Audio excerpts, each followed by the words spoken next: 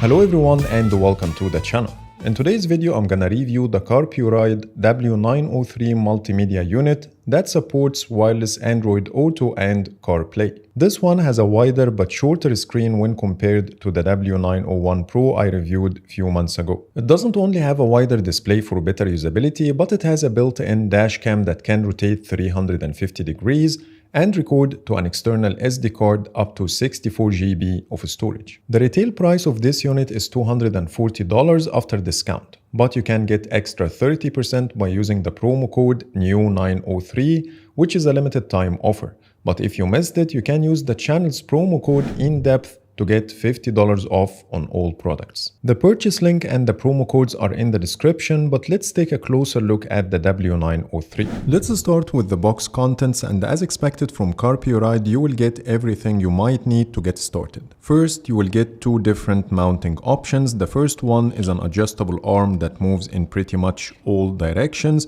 with a suction cup at the bottom and a piece of plastic that you can stick to your car's dashboard to make the surface as flat as possible, which will help the suction cup stay in place. The second one is a 90 degrees base that you can tilt or rotate to adjust the display angle to your liking, and you can lock it in place using this screw. It comes with a double-sided tape to stick it to your car's dashboard, and what I like this time is the base doesn't have a plastic material, but it comes with this rubber material that makes it much easier for the base to adapt with your car's dashboard curves instead of having something flat on something curvy, which is not ideal, but this problem is now solved. And what I like the most is the inclusion of a 64 GB micro SD card, so you don't need to worry about purchasing one. And if you couldn't find it in the box, that's because it's already connected to the SD card slot in the device, so you need to keep that in mind. When it comes to the car adapter, there are a couple of improvements over the W901 Pro I reviewed before.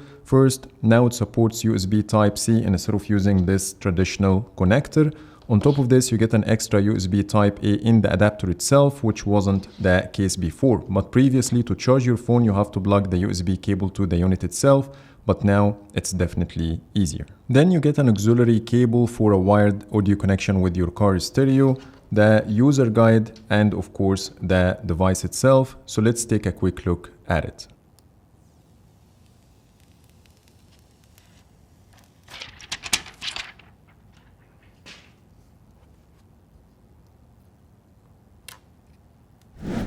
First, you get 9.3 inches ultra-wide display with 2.5 HD resolution. On the back, you have the dash cam that you can adjust its height the way you want. You can also tilt the camera. And if you want to record the front side, you can push it all the way up and then rotate it anti-clockwise. It gives you up to 350 degrees.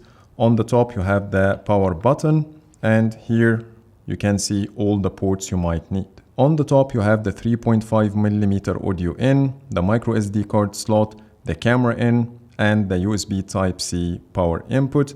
On the back, you have a speaker and some air vents in addition to the mounting holes. So let's put it into action and see how it works. Let's start by testing the boot time. The W901 Pro I reviewed before took between 8 to 9 seconds. So let's see how long this one will take, and I will connect it to my inverter.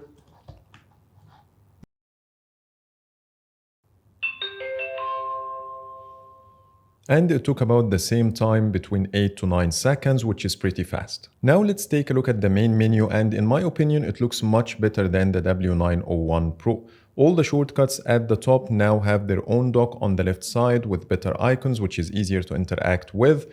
Then we have a big and nice date and the clock widget. All the icons comes after, and at the top you have more shortcuts as well. So let's go through them and see what options we have. By default, when you tap on anything, you will get this very noisy sound, which I recommend turning off under settings. So when you go to settings and then system, you have something called tip sound that you can turn off from here, which is much better. Let me try to connect my phone to get full access to all the features, which is a very easy thing to do either on iOS or Android. In this case, I have an Android phone, so I'm gonna tap on Android Auto. It says here, would you like to switch to Android Auto? So I'm gonna tap on confirm.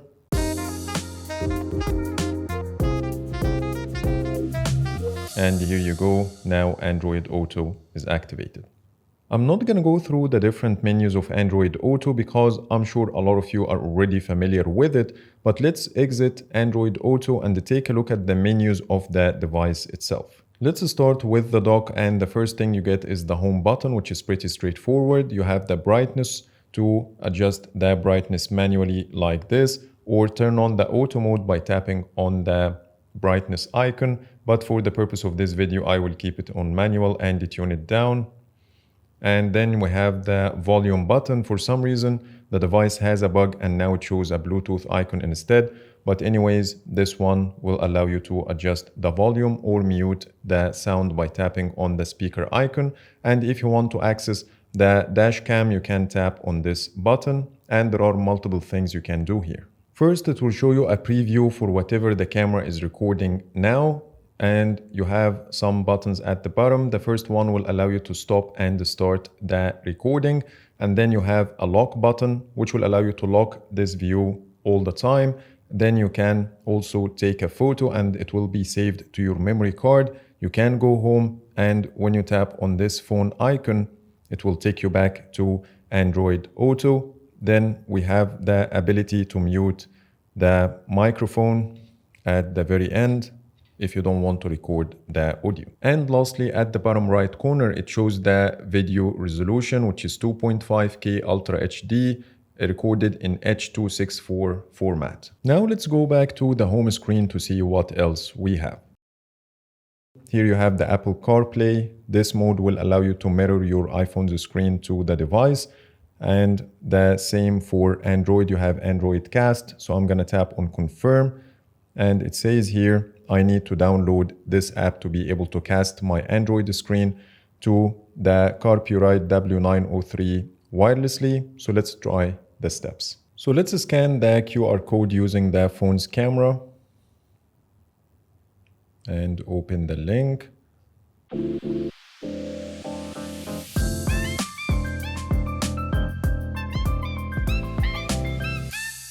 I'm gonna use Wi-Fi connection. And it's now searching. So it took a quite long time to locate the device. I kept force quitting the app and also restarting the device. And finally, after a long time, now I have the CarLink device showing, and I'm gonna tap on connect. Let's allow. Unfortunately, it refused to connect to my Pixel 8 Pro, but I got a Samsung phone here and I immediately got the device on the screen. So I'm gonna tap on connect and then go to the start now. And as you see, my phone screen is now showing. So let's open YouTube. Let's start one of my videos, play it in landscape, and it works absolutely fine. Next, we have another feature called Wi-Fi video that you can access from here or from the home screen by tapping on this icon. It requires a separate app to be downloaded, which will allow you to access your dash cam from the phone and also transfer all the saved videos and photos to your phone. So let's scan the QR code to see how it works.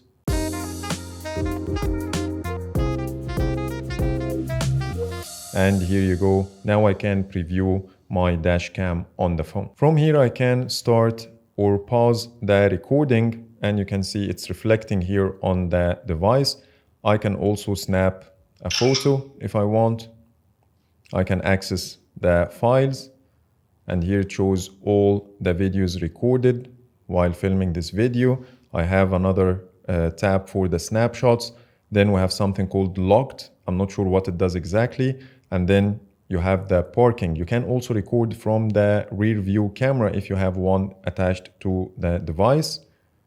And when you take a snapshot, it will be automatically saved to your phone's gallery, and I have multiple ones over here. So it's a very nice feature. Instead of removing the SD card from the unit and then connect it to a PC to download the footage, you can simply transfer it to your phone immediately. Moving to the audio output, and here you have multiple options. The first one is to use the built-in speakers of the device, and you have two stereo speakers on the back 2 watts each. Or you can use the Bluetooth audio, and in this case your phone will be connected directly to your car's stereo via Bluetooth without involving the unit. In my opinion, this is a better implementation when compared to the W901 Pro that has 2 Bluetooth modules. The first one will take the audio from your phone to the unit, and the second module will transmit this audio from the unit to the car's stereo, which is a longer process, but this one is much easier. And if you don't have Bluetooth, you can use the FM transmitter, adjust the frequency and match it on your radio,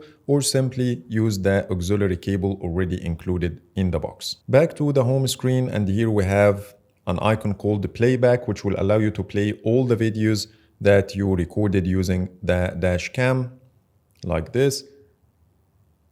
You have the progress bar, the play and pause, you can move next. And when you tap on the ellipses, you will get multiple options like deleting the file. You can lock it to make it invisible, and also you can cancel, and that's pretty straightforward. Back to the settings, and let me show you some interesting things you can do here. First, we have the screensaver. You can choose between 10 to 30 seconds, and it simply turns off the screen after 10 or 30 seconds. And if you want to use it again, you need to tap on it. And here's a quick preview on how it works. As you see, the screen is now off. Tapping on it will turn on again. So let me deactivate it for now. Then you can choose the driving position. You have left or right. And then we have the split screen view, which is a very exciting feature. This one will allow you to have Apple CarPlay or Android Auto on one side while having your dashcam preview on the other side. And here's a quick demo for this feature. As you see, I have my dashcam preview side by side with Android Auto. And when I connected the parking camera to the unit, it showed the rear camera preview instead of the dash cam, and I found this feature to be very useful, especially in the dark, as I can see what's behind me clearly on the display while having a hard time seeing anything in the mirror. Back to settings, and here we have a feature called Assistive Touch. This feature will show you a bubble while using Android Auto or Apple CarPlay, which will give you quick shortcuts like going to the camera, going home, go to the audio settings, or adjust the brightness. Back to the home screen and then settings. The last thing you can do on this page is to clear any saved connections. So let's move on to the camera. You can change the camera format. You also have the ability to change the recording resolution from 720p up to 2.5K. Split time will allow you to adjust the maximum duration for each file. So instead of having a very long video for your whole journey, which is very hard to manage, you can split this video into small pieces and get right away to the piece you are interested in.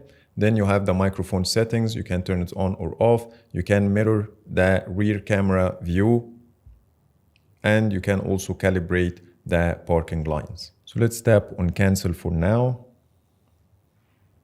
and move to the last tap. And from here you can do the basic things like changing the language, turn the tip sound on or off, adjust the date and time, check the free storage on your SD card, or you can format it from here. And finally, you have the factory reset and the firmware version. Now let me try the unit in the car to show you the dashcam video quality day and night. Also check the screen brightness and the phone calls quality. Let's start with the dashcam. It has an ultra-wide field of view, so you can capture the whole scene, but it doesn't have any sort of image stabilization, which makes the video a bit shaky at high speeds.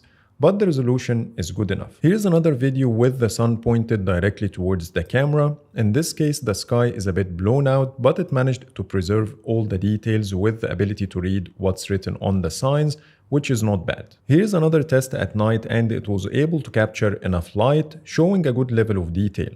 I also tested it in complete darkness, and it was able to brighten up the scene to be able to see what's going on, but with a lot of noise. Overall, I think it's on par with other dash cams I have seen. I also tried to record myself day and night using the camera to test the video and the microphone quality, so let's take a listen. So here's the dash cam quality in the morning while recording myself. It also uses the mic to record my voice, so you can hear it just in case you might need to use this camera for any kind of content creation. You want to film yourself talking about anything while driving. So let's see if this is any use. At night, the video was very noisy, but after switching the interior lights, it improved quite a lot, and the footage is usable in my opinion. In the morning, you get a decent quality, no problem, and the dynamic range is okay. Microphone-wise, the quality was good, but it was very quiet, so you might need to increase the volume in post or use your own recorder.